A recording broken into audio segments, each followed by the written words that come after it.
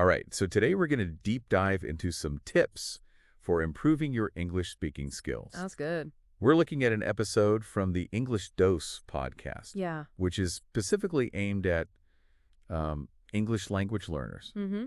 And, obviously a lot of our listeners are already pretty good at English, Right. but I think these tips are helpful, Oh, absolutely. no matter what your level is. Yeah, definitely for fine-tuning Yeah. and, sort of polishing things up. Exactly. So I guess without further ado, let's just kind of jump into it. Okay.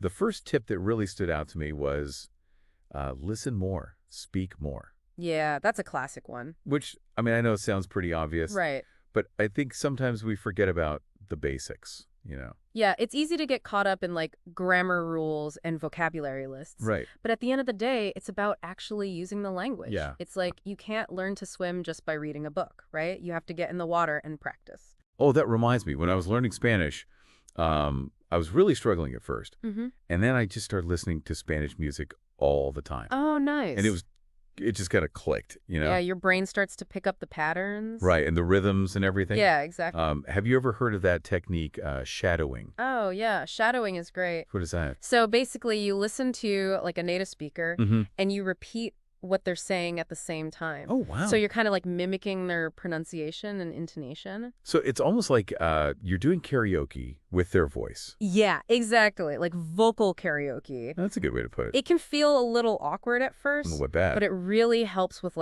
training your mouth muscles Right. and getting those sounds to come out naturally. Yeah, that makes sense. So speaking of feeling awkward, Yeah. the next tip is all about not being afraid of making mistakes. Ooh, this is a big one for me.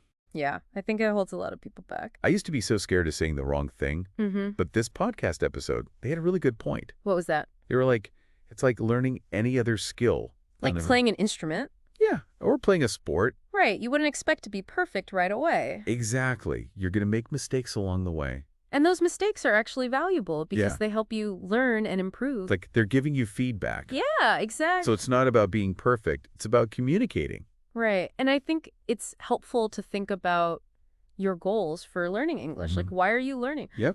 Do you want to be able to have conversations? Right. To travel? To connect with people. Exactly. So focus on that and Right. don't get too hung up on making mistakes. I love that. Yeah, it's about progress, not perfection. Okay, so we've talked about listening more, speaking more, Yep. and not being afraid of making mistakes. Mm-hmm.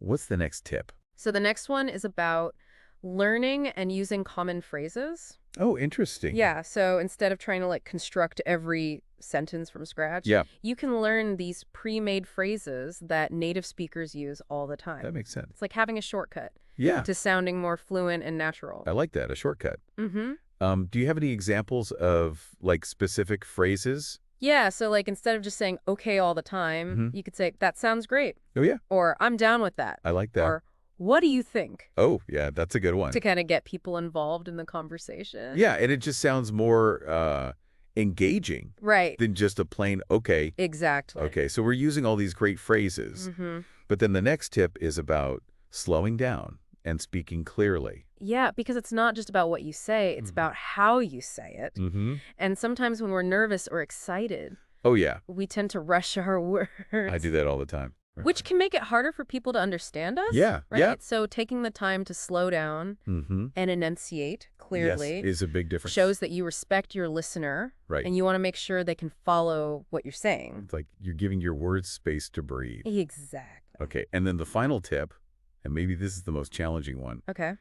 is to try to think in English. Ah, yes, this is a big one. So instead of translating in your head, Mm-hmm. you're actually trying to form your thoughts in English. Right, because that translation process can really slow you down. Yeah, it's like an extra step. Exactly. It can be hard to break that habit. It takes practice. Yeah. But it's so worth it. Right. So what are some ways that people can practice thinking in English? Well, one thing you can try is just describing your surroundings in English. Oh, interesting. Like, as you going about your day, Mhm, just mhm. narrate what you're seeing and doing in your head. That's a good idea. And you can also try talking to yourself in English. Like literally talking to yourself. Yeah. I might feel weird at first, I bet. but it helps to get those words out of your mouth. Right, and it's like you're having a conversation with yourself. Exactly. Okay, so we've covered a lot of ground here. Yeah. Let's just quickly recap those 5 key tips. Okay. So number 1, listen more, speak more. Yes. Number 2, Don't be afraid to make mistakes. Mm-hmm. Number 3, learn and use common phrases. Right. Number 4, slow down and speak clearly. Yep. And number 5, try to think in English. It's a powerful set of tips. I think so too. And remember, the most important thing is to find what works for you. Yeah. And to enjoy the process. I love that. Language learning should be fun. Absolutely. So don't get too stressed out about it, and don't be afraid to seek out resources and support. Like what kind of resources? Well, there are tons of great websites and apps out there, and you can also join a conversation group. Oh, yeah, that's a good idea. Or find a language exchange partner. Right, so you can practice with other people. Exactly, and you can learn from each other. That's awesome. And, just remember, every little bit of effort counts. Yeah. So just keep practicing, keep learning, and you'll get there. Awesome advice. Thanks for joining me on this deep dive. My pleasure. All right, and we'll see you all next time. See ya. Bye.